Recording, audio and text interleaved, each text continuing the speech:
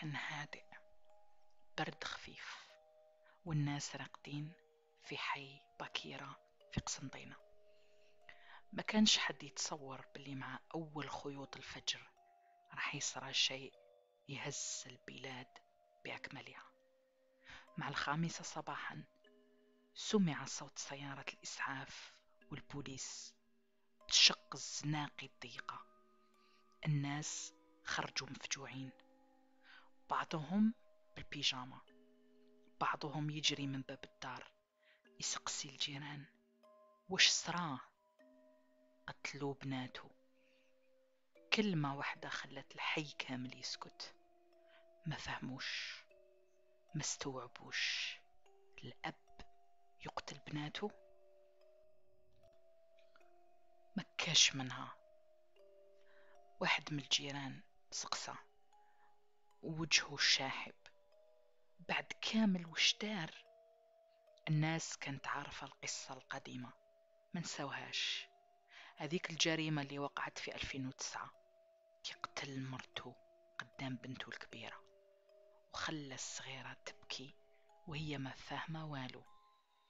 من يومها البنات عاشوا مع جدتهم في الدار، والدار القديمة ولات خاوية صامتة كيما القبر.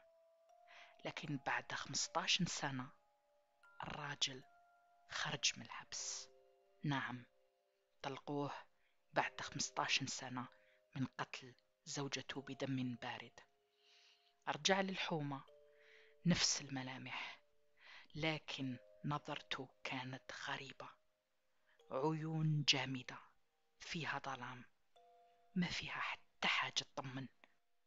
كان ساكت بزاف، ما يحكيش، غير يشوف في الأرض ويمشي. الجيران ما كانوش يرتاحوا له. واحد قال اللي يقتل مرته عمره ما يرجع إنسان عادي. بعد أيام قليلة من رجوعه بدأ الأب يحاول يرجع بناته للدار، يهدر بصوت هادئ: راني تبدلت، راني تبت، نحب نعيش معاكم عائلة واحدة. كلامه كان يبان صادق، لكن فيه حاجة مسمومة. الصغيرة كانت خائفة، تبكي في السر، تحس بالقلق كي تسمع صوته. أما الكبيرة قلبها كان في حرب داخلية. نصها كان يحن للطفولة اللي ضاعت، والنص الآخر كان يخاف من ذكريات الدم. كانت كل ليلة تسقسي روحها: بلاك تبدل صح، بلاك اهداها ربي. لكن الحقيقة كانت أظلم من الظن. الراجل ما تبدلش، بالعكس، كان في داخله حقد.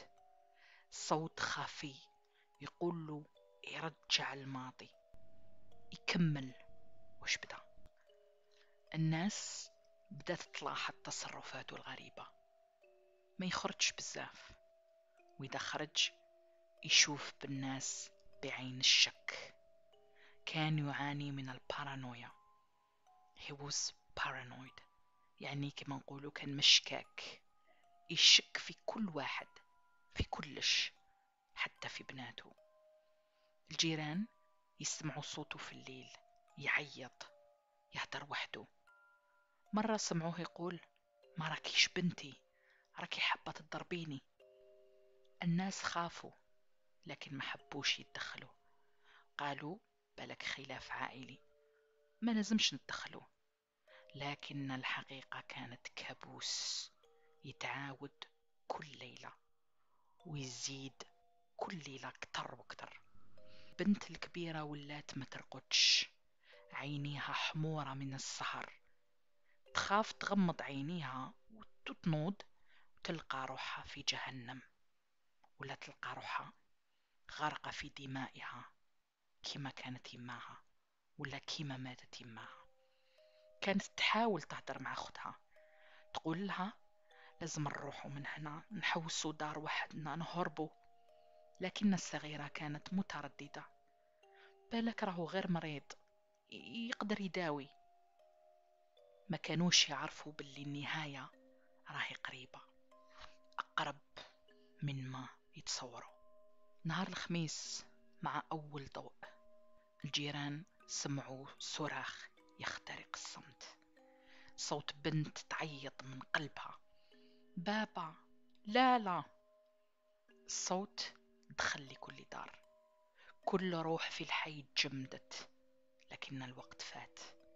الأب بنظرة باردة كان حامل نفس السكين اللي قتل بها مرته من 15 سنة، طعن بنتيه واحدة ورا الأخرى.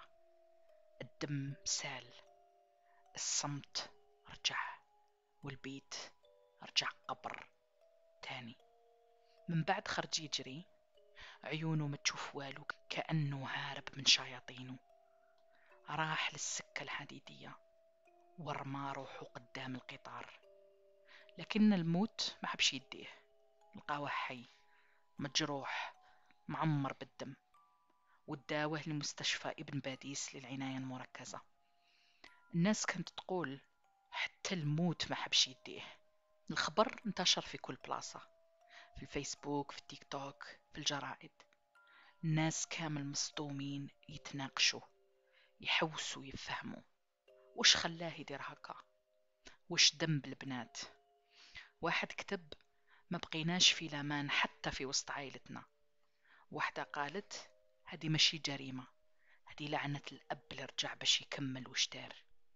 حتى لليوم باب الدار مغلوق، الجدران صامتة، والناس كيمروا من قدامها يبدلوا الطريق، يقولوا لك دار بكيرة راها ملعونة. وانتوما قولولي، وين راه الخطأ؟ أسكو كان لازم يقعد في الحبس لمدة أطول؟ أسكو كان لازم يتابع طبيا؟ ولا كان لازم يطبق عليه القصاص؟ كما قتل يقتل. إذا عجبتك الحكاية دير لايك واشترك في القناة باش تسمع قصص حقيقية، غامضة، مرعبة من قلب الواقع، بلسان جزائري. معايا أنا صابرينا. See you. سلام.